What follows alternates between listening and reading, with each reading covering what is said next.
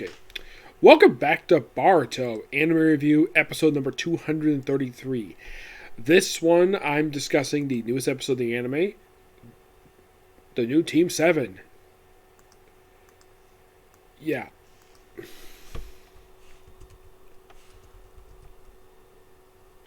Yeah, that's pretty much the name of this episode, I think. Let me take a look at it, because I may not have the correct...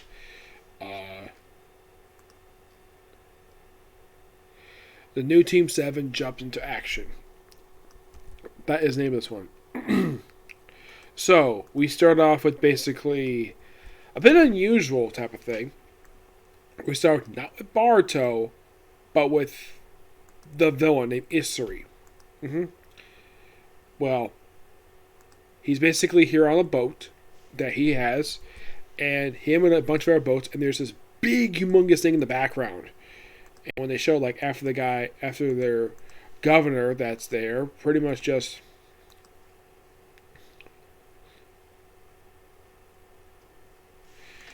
tosses a bottle of alcohol in the water. It's probably whiskey. He was drinking it. Could be bourbon. Who the heck knows? And like, oh, this is like so pretty. And then we see in the background this big, huge thing. That's not what that is. It's not explained later in the episode.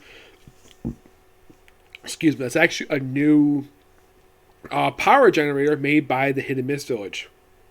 So, Kawanaki is officially part of the Team 7 with his own ninja headband, which they do have him start off with on his forehead, around his head, like Boruto, Sadara, and Mitsuke do.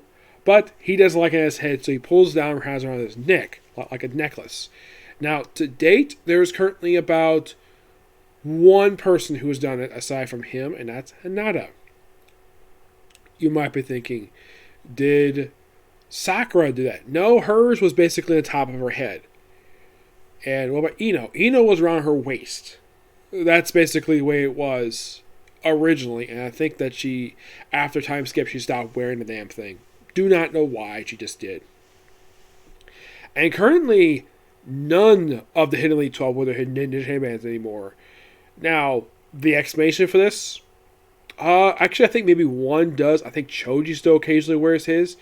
But aside from that, none of the Hidden Elite 11 actually wear their ninja headbands anymore.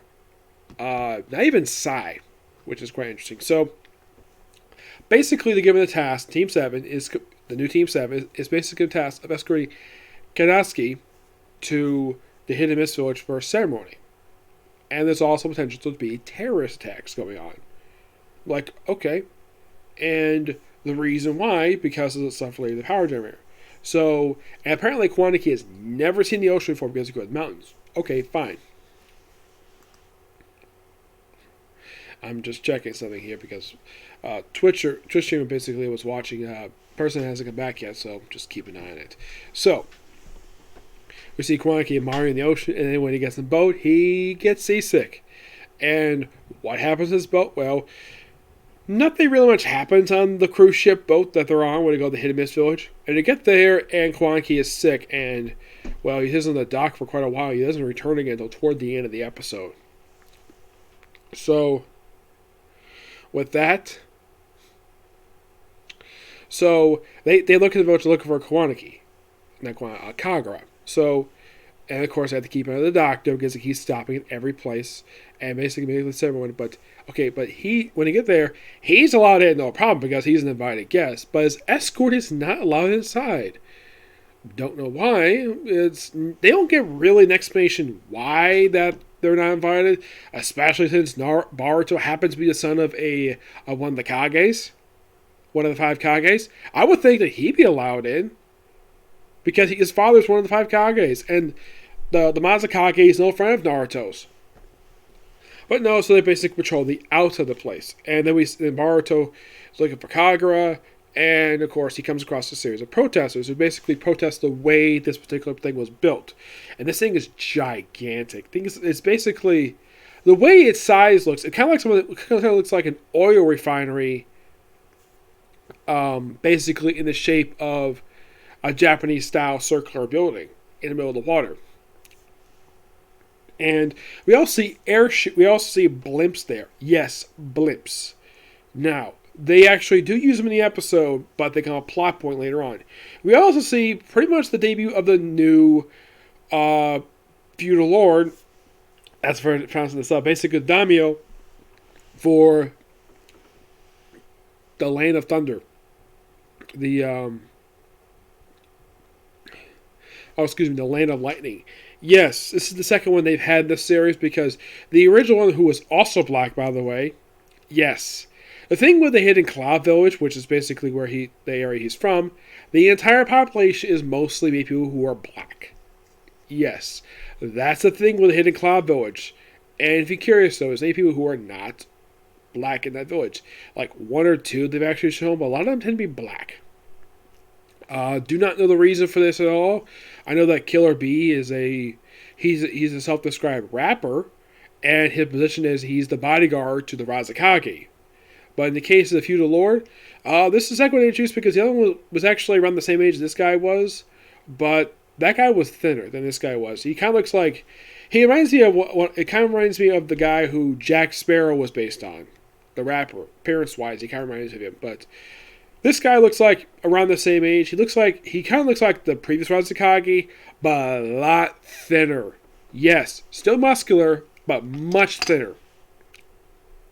It's like basically they took the design of the previous Razakage, A as he's called, and they used that design, but they slimmed him down a bit. Where he's still a big muscular guy because the Hidden Cloud Village, basically, with the exception of Killer B, tends to be very muscular men. Lots of muscular. Heck, basically, the Razakage is basically a freaking bodybuilder. Because remember one episode of Shippuden, he actually was seen lifting weights. And you ever heard of a Kage actually doing that? Naruto clearly doesn't do it, but yeah, he maintains a figure. Well, a six-pack, because they have shown him once actually several times over the course of Naruto Shippuden without a shirt on. So, at least it looks like he gets a good work with it because all the ninja training he goes through. Yep, so Chotaro is there, but he doesn't speak until after the end of the speech when they unveil the thing. So, he invites, once the thing is finished, they're going to go to the airships, or blimps, and then fly out to the island. They have all these economic leaders there, and the feudal lord is wondering why he's not on the ship. But this guy's spoiled son is on there. Well, because basically it's his company who formed the damn thing, so of course the son would go with the economic leaders. It tells him, please make me a favor. He's like, sure, father, whatever.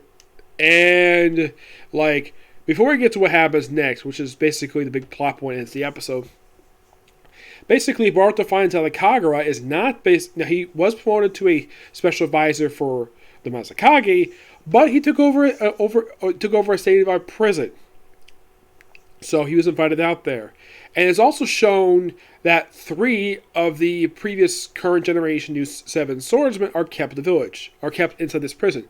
Basically, 2 field members and a big bulky guy. I don't remember this guy's name because it's been over 200 episodes and I've seen these people. So, Budem, which I think this woman is supposed to be the daughter of Renga, the 7 swordsman who was seen during an anime original arc during the events of the original Naruto show. And that's since been confirmed to be canon, thanks to this show, because basically this is his daughter. So they're basically there, and it turns out their leader actually escaped, and they don't know where he is.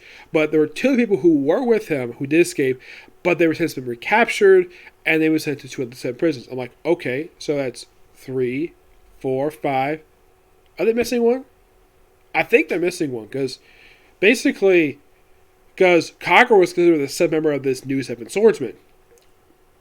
And in the prison, they had 3 people there, and there were 2 people who escaped. Actually, that is correct, yes. So, pretty much, and they introduced this leader of this pirate clan who was captured, and apparently he'd been plundering that land and mist for years, until about 5 years prior to the events of the series, where they captured him thanks to a massive basic operation conducted by the Hidden Mist Village. And when Boruto sees him, he apparently is kept in a very heated section of the prison, and this guy looks like looks like a sponge that threw out all the water. Like, the guy basically is like very thin, very little moisture. Apparently, if he gets any moisture, it would be a catastrophe. Why the heck that is? Probably due to the fact that him and his village reliant on water jutsu. And then we come back to the actual event where the blimp lifts off and then it explodes. Yes, it explodes. By the way, Kwan comes before everybody leaves, and of course Boruto heads back to when he goes to the prison. Of course, he's supposed to head back. Of course, he's there be a cover because Kisuke basically told him he can go there. So all the economic leaders are killed. So technically, the person who could be in charge of investigation, at least this one, is the feudal lord of the land of lightning. Him or probably Chocho will be in charge of this thing. We'll find out next week. Yep, but a damn good episode. Love it. Alright, next up is the newest chapter of the manga. Yes, we have a brand new chapter. Once again, first time a month because it's a monthly manga. Which I still question why the heck this is. I mean, Naruto was weekly. This is monthly. So this one's called Do or Die. On the cover, it's Kawanaki in his restored karma form. Chapter starts off with a Mondo, where he basically talks about the thing, and looks like the karma is back in Kawanaki's body. He's got the little horn thing he's developed for the anime. And of course, everyone's like trying to leave. Naruto is in Sage mode, which he still has it, by the way. He can't go to Ki mode, but he can still go to Sage mode, zero problem.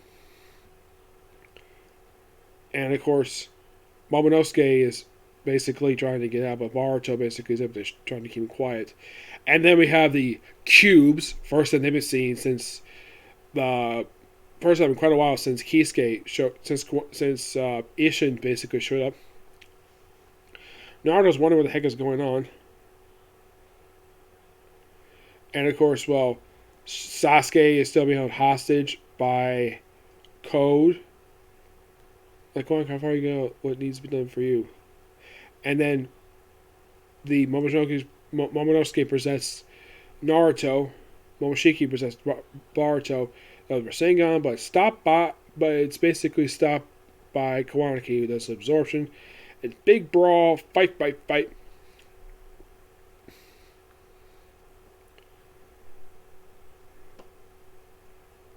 And of course, Naruto saves Boruto.